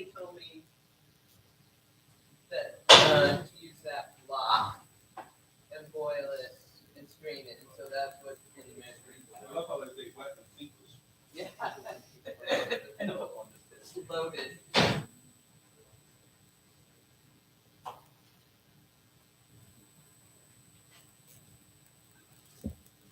Look, what are the goodness about tamarind? Sour. Health benefits. Hot lot of vitamins A, C. It's got to be C because Yeah. it's like citrus. It to the tastes max. like, yeah. Tastes super citric. All right, here we go. Trying to stay on this. I was ready, chef. Yes, you are. So is she. We're waiting on you. Here we go. It's sweet and sour time here at the Hot Stove Society, downtown Seattle. We're going to jump right into tamarind. I think it's an exotic ingredient for a lot of people. Certain parts of the world, it's a must in their cuisines, must have and daily resource. But I know in my house, it sits in that little yellow jar in my condiment section in my fridge, and I don't use it very often. So let's talk about ways to use tamarind paste, how to recreate some tamarind candies, maybe. Well, because let's describe maybe the first what does it look or taste like at first. Okay. I think the number one component of tamarind to me, when I think tamarind, I'm thinking citrus. I'm thinking, it's a pod. It looks like a pod, like almost like like a bean pod. like a small fava bean pod, Yeah. and it's brown in the market. I've never seen it fresh, but I'm sure it's green when it starts and turns brown when it dries. That's how you buy it. But the highest and number one face of a tamarind is citrus. Mhm. To me, that's super bright citrus, not just light, very citric, almost like citric acid. So So to me, it's the closest thing that I have on a regular basis to that kind of brightness and citrus quality is pomegranate. Oh, yeah. And you can sometimes get pomegranate molasses, but even if you make your own pomegranate, you juice the pomegranate and make a reduction, to me, you kind of get down to something a little similar right. from a sour level to tamarind. Right. And I think that to me, when I think tamarind, I think two things. I think, okay, so it's very high citrus. So if, for example, if I'm making a chicken, I have 2 chicken breasts, chicken legs. I'm going to take tamarind. I'm going to dilute it in a little bit of water or chicken stock. So you're buying a little brick of the paste? The paste like we have on the table right here. Mhm. And you just take that and you dilute it into warm water or into warm stock. So it's going to dilute and become a liquid, and not too much liquid, as little as possible, as a matter of fact. And I'm going to put that all over my chicken. After it's cooled, no doubt. Yeah, after it's cooled. I'm going to put it all over my chicken and let the chicken soak into that for a while. And then I will take my chicken and roast it in the oven. Mhm. And it's almost like a rub of any kind. It will have that nice little bright, on the skin, it will have that beautiful bright flavor. It's also a great thing to do we often talk about roasting cauliflower or Brussels sprout. It's a great item to add to that in the same kind of condition, very low water, tamarind, melt it down, and then you put that over your Brussels sprout. In the last 5 minutes, it's in the oven roasting away, and it makes for a nice little touch onto the vegetable. So here we go. Now yours is not a paste; it's more like a liquid paste. Yeah, the one that I keep in my fridge is called Tamicon, Tamicon. It comes in a little jar with a red lid and a yellow label, and it is. I was just trying to see if there was a country of origin on it, but India is the country of origin, and you definitely see tamarind in Indian style, but Right. you see it often in Mexican products. Lots of Mexican candy, Mexican soda pop, Right. like that. Trying to think of that of well-known brand. Fanta or something like that. Not Fanta, but Yeah. something Anyway, like that. tamarind is just that it's a taste that many cultures have every day. So that's sour, sweet, and it's often mixed with sugar to give you that Right. essential essence. Yeah, which is the other thing that I have in my cupboard. It's kind of like a confit sweet tamarind. So they take the pod. It's a product from Trader Joe's, but you take the pod and you basically cook them slowly with honey and water, Mhm. just plain water and honey, and cook it very slowly down until it's totally like a confit idea, where it's soft but sweet, and then you finish with a dash of vinegar at the end, or citrus, if you want to add that to the end, and then you get that sweet and sour kind of flavor.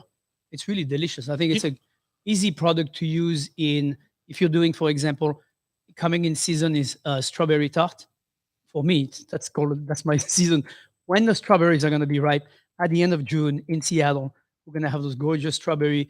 You make a little pastry cream, and you finish your pastry cream with tamarind paste of the sweet one, and you put that in your pastry cream, and it's really delicious. It's very brings some brightness to the dish. Yeah, I think of a dish that I've made a couple of times, not too many in my whole life because it's just a pain. But I think when I go down to Mutual Fish or Wajimaya and they have small whole fish, like not tilapia, but New Zealand snapper, or there's some farm brand Zenos, a little local coastal rockfish, something of that. You take those, you put a couple of, you have to take the fins. The fin. Well, no, you leave the fins on, but the what's on the skin? Oh, the scales. The scales. You get, you take the scales off. I know. I'm sorry.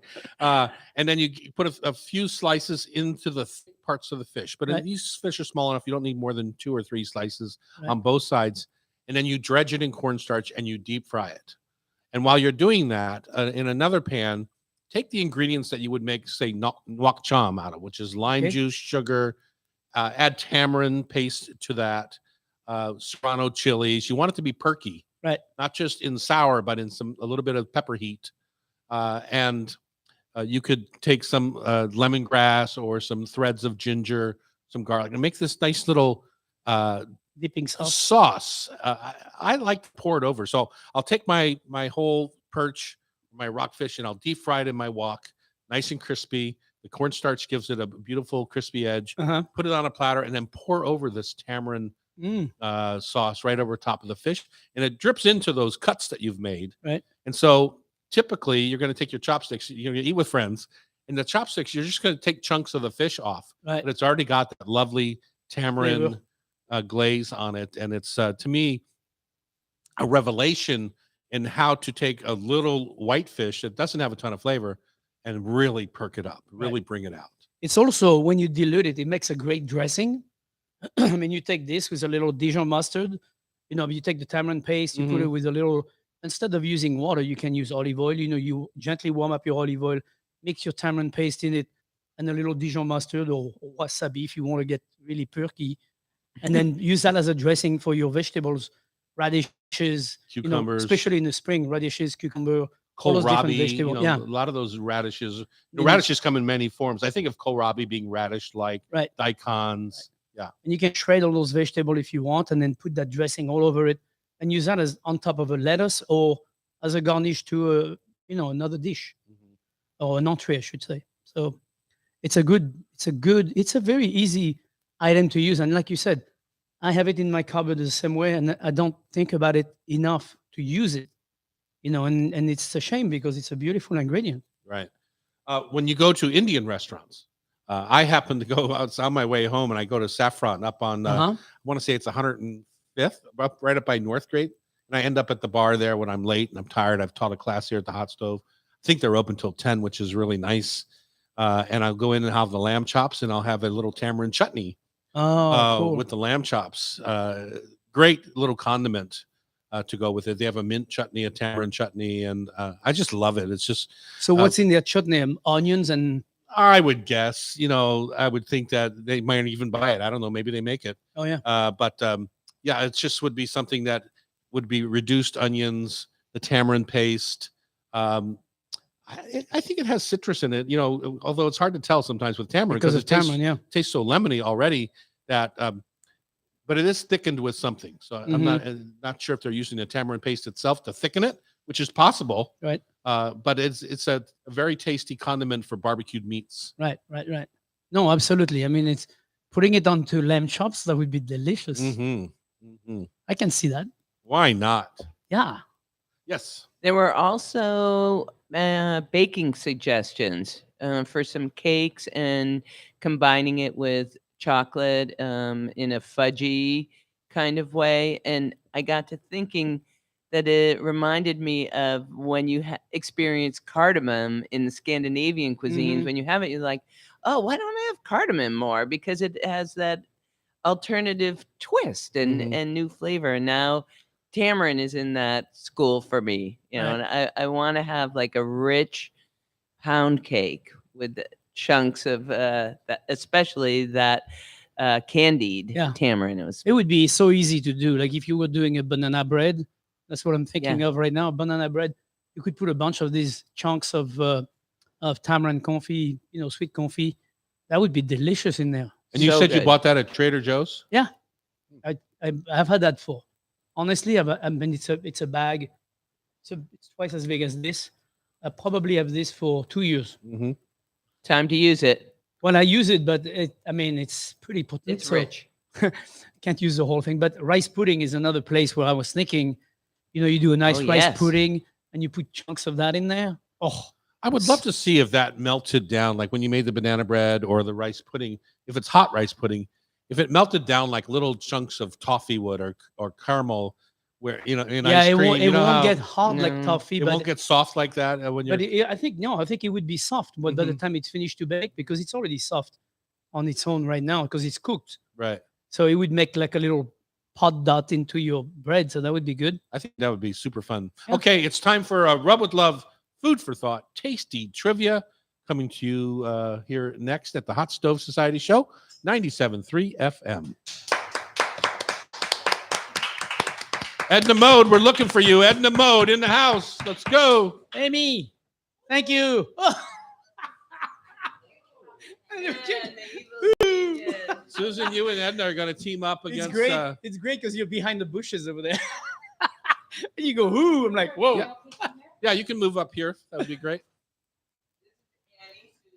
Chef Annie, how are you doing today? I'm beautiful. Thank you. We'll be the judge of that. Oh, no, I'm beautiful before anybody says anything. 'Cause after that, it's not so much. Annie, did you meet Susan? Yeah, I've seen you on video. Oh, We were tired of she's watching you famous. lose every See? week, so we brought you some help. Very famous. I don't lose every week.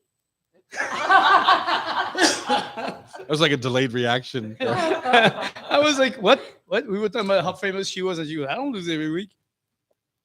Okay, Edna, let's take a seat. We're trying to keep this to a 2-hour show. Yeah, I can see that. You got a mouthful of food and you're at the coffee station. Now bring the mic down and get as close as possible to that mic. All right. So when you do answer, you just confer, and then one person just get right up close to the mic. And Okay. Edna, she's trying to maintain her mask for her mother. So, okay, so All right. I'm okay with Yeah. a pretty decent mask, so I'm not worried about it. then 95. Yeah, it's a nice one. Okay, look where I am at the microphone, Susan. See how tight I am? So just get right up when you do the answer. When you guys finally make up your mind, just get right up Don't there. let and him say it. intimidate you like that. He got an email mouthful from me about 2.5 years ago. It led to about a week-long correspondence. It was the highlight of my life. Oh my! No, it was great. You were lovely, and I was so humbled. Sounds just like Tom. Tom was lovely. He was. I am lovely. You Shocker. see, That was before you knew him. I am lovely. Well, as a result, I come here every time I'm in town. There you go. So See, there you go. Yay. All right, let's do a spam. We're back in the Hot Stove Society kitchen on 97.3 Yeah, we FM. are. It's time for Food for Thought, Rub with Love Tasty Trivia, brought to you by my Rub with Love family of spice blends, sauces, and mustards that belong in your pantry. Doggone it. These condiments will help you create distinctive flavor profiles in any dish you are creating. You can have fun mixing and matching them on your veggies and proteins. And Rub with Love is available at your local grocery stores, Bartell's, gift shops like Made in Washington stores right down there at the airport, Hood Sport Gifts in Hood Sport, Washington, Northwest Food and Gifts in McMinnville, Oregon. Also, we can ship directly to your home or on Amazon or you name it. It's everywhere right here in the great Northwest and around the world. Our prize today is for Susan, right? For Susan, and it's the peri peri because I just made the most incredible buttery croutons with the peri peri. Ooh, that's And I want more people spicing up their life with the peri peri There rub. you go. How do you play our game, Pamela? Well, these very insightful questions, 5 for each team. and we're gonna see who can get the most right. Oh my And God, who I the can't wait loser to be- is. I can't wait to be The going on loser that. has to the loser has to pay for delivery, but Susan is sitting right across from I us, know, so it's hard work. Yeah. Susan is being joined by Annie Elmore, one of the chefs here at the Hot Stove Society, and the alter ego of Edna Mode, the incredible Yes, please. evil Gotta get you the genius, glasses, the evil right? genius. She is she's a genius, not Okay. too evil. No, All right, she's Terry most Rotaro. kind. Yes, You're- go ahead. You're gonna going stop. first today. Okay, go ahead. Which type of chocolate has the same name that as a mushroom? Which type? I of love that look you Whoa, did. whoa, hold on one second. Would that I be was not there. I was expecting like content or origin. No, You know, this one's a But little you can bit. help me too. That's okay. It's not against the law. But it's okay. Okay. Same as a mushroom. I would say enoki. Yeah, I chocolate. mean something like No, that. no. It's more like a kind of chocolate, a version of chocolate, Oh, a version of a candy, That's the same name as what? a mushroom. truffles. Yay! Number 2. I was going there. Don't worry. I was slowly but surely going there. This one's funny. True or false? Tamarind exhibits laxative effects due to its high quantities of malic and tartaric acid. Absolutely. It's true. Don't eat too much. Yeah. Don't go too crazy on the tamarind. Well, actually, do. It's good to clean up once in a while. Number 3. Cheesecake is believed to have been served first at an important worldwide athletic event. What event was that? The Olympics. How did you know that? But everybody knows that. Nobody knows that. You're 3 for 3. This is a strong start. Garlic helps to By the way, what year was that?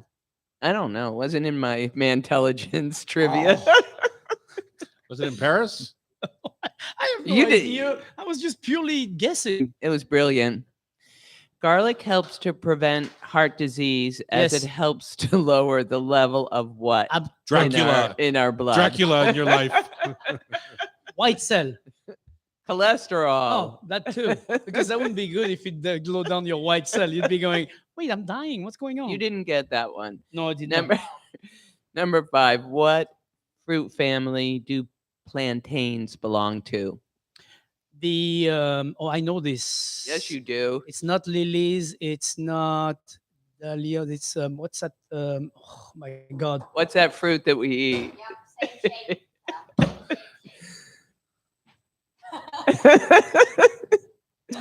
I'm What do they look like? Okay, what is not it? remembering it. Bananas. Oh. I guess the French don't eat many plantains. No, I eat bananas every day though. Need that potassium. Yes, great source. Susan and Annie. Okay, I'll help you. Apparently, I don't know if that's gonna be helping. Number 1, which continent is the largest producer of cacao? The North Pole. That's my help. I'm just kidding. Where do they grow the most cacao? Which continent? Oh, that's cute. Which one do you think? You said continent, right? Yeah. We're going with Africa. You are correct. Correct. Number 2, true or false? Hot chocolate was a popular drink for Mayas and Aztecs. True. 2 for 2. True or false? In homes and temples, tamarind pulp is used to polish brass shrines, lamps, and utensils. Why not? We think true. It is true. It's true because there's so Mm. much acid. in Has it. so much acid. You guys are brilliant. I use it to clean my car, my tire. What do you call that? I can- Tamarind paste. Yeah. What country is currently the largest producer of tamarind?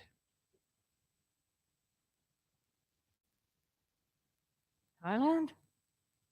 India. India. Yeah. Well, Close. So which one? It's India. She said Thailand, of course. What did yeah, you it's say? done. It's done. I know. Well, she said Thailand first, but yeah, yeah. No, no. All right, We're next giving question. it to I him. was deferring You're to you. giving it to them. I'm That's giving it to him amazing. because Susan got it. Yes. And your final one, and you can nail this 5 for 5. Which vitamin is the only one that you will not find in an egg? Egg. Like a big green egg? Like a charcoal?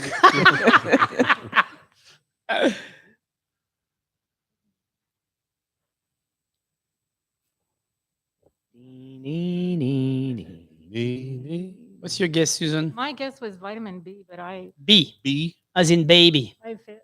It's C. Eggs C. have small amounts of every vitamin and mineral, calcium, iron, zinc our body needs except C. 4 out of 5. What a Pretty show! good. Nice job. Pretty good. Exactly, by 1. You beat me. Banana. Very proud of that team. Tom Douglas, Yes. which herb is used to make the chocolate candy after 8? Mint. Yes. Number 2 is tamarind pulp edible? Pulp? Yes. Yes, the hard green pulp of the young fruit is edible, but considered by many to be much too sour. 3, what is the most common food allergen in the United States? Well, there's peanuts, there's eggs, there's soy. Dairy. Most common. It I'm going to go with nuts. is nuts. 3 for 3. But nuts aren't peanuts. Peanuts are legumes. Just saying. Thank you for clarifying. What family is the That's an extra point. Right there. popular Mexican food nopales in? What family? hmm Well, I have an Is old it an cousin. animal? I have an old mineral? cousin that owned a cactus farm, Uh, and they're part of the cactus family. you're rocking it. Who's that? I'm joking. Oh. All right. What is the southern United States name for a peanut? Oh, What is a southern? So, What do they call what do they call peanut peanuts in a southern United States? Yes, In one particular state or city? the area. I would say they call them Carver nuts because Mr. Carver figured out a way to how to use peanuts in a lot of different ways. Oh, I think that is wrong. Okay. They are goobers. Goobers. oh wow. Who knew? They are called goobers. So there's it's, a tie. it's like Chef Annie. Annie, what state are you from, Goober? You goober? You just wanted to say goober. Yeah. Wow, Thank four. you. I'm the one who Thank you to lost. Susan. Susan, I will definitely carry the spice rub to you. Thank you so much. Not Thank only you, do I get to buy the Susan. spice rub, but I get to have it delivered too. Yes. You're listening to us on Cairo Radio, of course, Hot Stove Society Show. The show is produced by Pamela Hinckley and Sean McFadden right here in the studio. And our editor at Cairo is Sean, don't call me Del Torre. And remember, if you miss any episode of our Hot Stove Society Show on Cairo, you can listen via podcast. Just subscribe with your favorite podcast app. Thank you for listening, and don't forget, use tamarind and steam your fish. That's esoteric. That was awesome. All right, quiet on the set, Amy.